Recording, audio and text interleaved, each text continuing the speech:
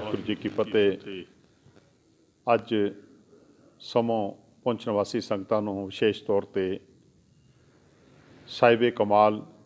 साहिब श्री गुरु गोबिंद सिंह जी महाराज के जो प्रकाश पुरब 2 तरीक नूं सारे विश्व के अंदर बड़ी ही धूमधाम के नाल मनाए जा रहे हैं। उस संबंध विच डिस्ट्रिक्ट गुरुद्वारा प्रबंधक कमेटी पुंछ ने समूह संगतां के सहयोग के नाल अते विशेष तौर पर नौजवान वीरां के सहयोग के नाल कुछ प्रोग्राम जिहड़े ने हर साल की तरह उलीके ने, जिन्हां विच 25 दसंबर तो लैके प्रभात फेरियां गुरुद्वारा श्री गुरु सिंह सभा दे विचों कढ़ियां जाणगियां, जिन्हां दा समा होवेगा ठीक 6 बजे सवेरे। समूह संगतां प्रति बेनती है कि वो हर हुम हुमा के प्रभात फेरियां में शामिल होके पूरे शहर के अंदर घर घर जाके होका देना है कि आओ असी सरबंसदानी अमृत के दाते साहिबे कमाल साहिब श्री गुरु गोबिंद सिंह जी महाराज का प्रकाश पुरब बनाइए। फेरियां 31 तरीक तक चलणगियां और 31 तरीक नूं ही सवेरे 10 बजे श्री अखंड पाठ साहब जो है गुरुद्वारा श्री गुरु सिंह सभा के प्रारंभ करवाए जाएंगे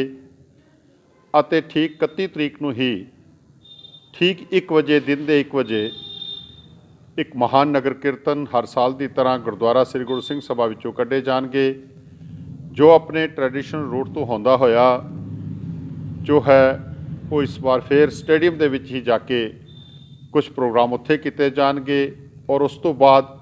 दोबारा ये जो नगर कीर्तन है गुरुद्वारा श्री गुरु सिंह सभा दे विच आके इसकी समाप्ति होवेगी। तो मैं समूह संगतां प्रति बेनती करता हाँ कि 31 तरीक दे महान नगर कीर्तन के अंदर भी आप समूह संगतां ने हुम हुमा के पुजना है और उस नगर कीर्तन की रौनक नूं वधाना है कि 2 तरीक नूं श्री अखंड पाठ साहब जी की समाप्ति तो बाद कीर्तन दरबार गुरुद्वारा श्री गुरु सिंह सभा के सजाए जाएंगे, जो कि लगभग 10:30 बजे तो लैके 4 बजे तक चलणगे। तो समूह संगतां प्रति बेनती है कि उस प्रोग्राम के विच भी आके आप जी ने शामिल होना है और गुरु के लंगर भी जिहड़े ने वो भी वरताए जाएंगे। कीर्तन दरबार के विच विशेष तौर पर बाहर तो आए रागी जथे कीर्तन राही संगतां नूं निहाल करनगे, विशेष तौर पर ढाडी जथे जो बाहर तो आए ने वो भी संगतां नूं निहाल करनगे, इतिहास के नाल जोड़नगे।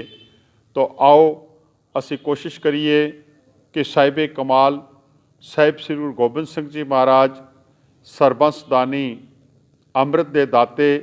जिन्हां ने सारा जीवन जड़ा है एक संघर्षमय जीवन अपना जो है बतीत किया है और इस देश की अजमत नूं इस देश की तहजीब नूं बचाने वास्ते उन्होंने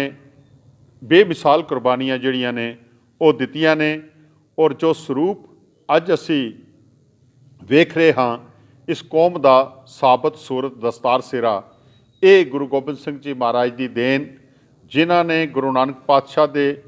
उस संकल्प नूं उस सुपने नूं एक प्रैक्टिकल शेप दी। नीचा अंदर नीच जात नीची हूँ अत नीच, नानक तिनकै संग साथ वड्डियां स्यों क्या रीस, जिथै नीच संभालियन तिथै नदर तेरी बख्शीस। तो इस किस्म का सांझी वालता का पैगाम देन वाले साहिब श्री गुरु गोबिंद सिंह जी महाराज का जो असी प्रकाश पुरब बना रहे हाँ, आओ असी अपना निजी कामकाज नूं एक पासे छड्ड के प्रभात फेरियां दे विच शामिल होके नगर कीर्तन दे विच शामिल होके अते होर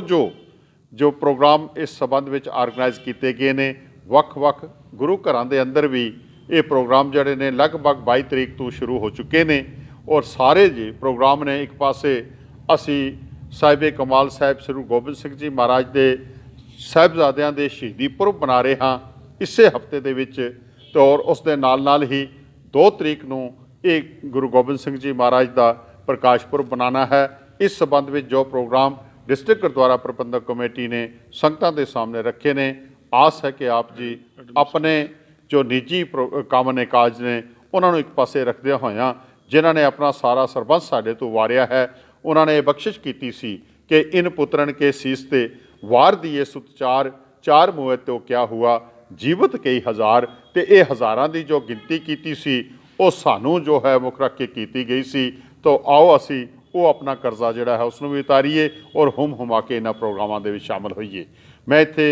बेनती करदिआं कि डिस्ट्रिक्ट एडमिनिस्ट्रेशन जो है, जो कि हमेशा सानू कोऑपरेट करती आई है, DC साहब ने, SSP साहब ने, उन्होंने समੁੱਚੀ टीम है, एडमिनिस्ट्रेशन है, उसनूं असीं रिक्वेस्ट करांगे कि असीं 30 तरीक नूं अनाउंसमेंट करनी है। उस संबंध विच जरूरी जो परमिशन वगैरह है वो भी ग्रांट की जाए और उसके नाल नाल कई तरह के जो डिफरेंट डिपार्टमेंट्स ने उन्हां दे नाल एक मीटिंग मैनूं उम्मीद है कि DC साहब छेती तो छेती रखणगे। उस दे विच भी असीं उन्हां नूं वेरवा जिहड़ा है सारे प्रोग्राम का दे देवांगे। एक बेनती जरूर कर देवां कि DC साहब इस मीटिंग नूं जरूर बुलाण, क्योंकि इस वेले कई तरह के कुछ हालात बने हुए हैं तो उन्हां सारिया चीज़ों नूं असीं तां कि निपट सकीए। तो मैं एक बार फिर समूह संगतां प्रति बेनती करदा हाँ और आस करदा हाँ कि वो हुम हुमा के पुज के इन्हां प्रोग्रामां विच शामिल होके इस प्रोग्राम नूं एक अच्छे ढंग दे नाल संगतां दे सामने रखणगे। बोलदिआं वध घੱਟ लफज जरूर निकले होने, आस है कि आप जी खिमा करोगे। वाहिगुरू जी का खालसा, वाहिगुरू जी की फतेह।